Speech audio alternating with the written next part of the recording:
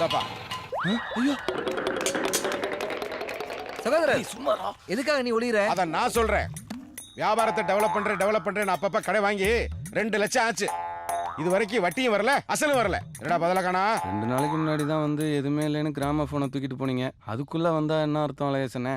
ஓ அழகேஷ், 5 வட்டி அழகேசன். நான் துபாயில இருக்கும்போது சீனு அடிக்கடி ஃபோன் பண்ணி உங்களை பத்தி பெருமையா பேசுவாப்ல. நீ பெங்களூர்ல வேலை பார்க்கறதானே சீனு சொன்னா. நீ எப்ப துபாய் போன?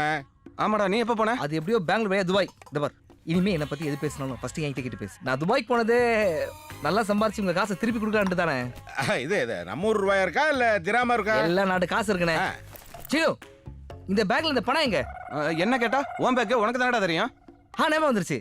ஃப்ளைட்ல என் பக்கத்துல திருச்சில இருந்து தர்மராஜன் ஒருத்தர் உட்கார்ந்தாரு. அவர் பேக்கும் இதே மாதிரி இருக்கிறதுனால ஒருவேளை பேக் மாதிரி எத்தனை பேர் ஏய், போ பொட்டி மாதிரி போச்சா? இல்லண்ணே, இது மாதிரி எதனா நடக்கும் தெரிஞ்சுதான் அவர் ஃபோன் நம்பர் வாங்கியிருக்கேன்.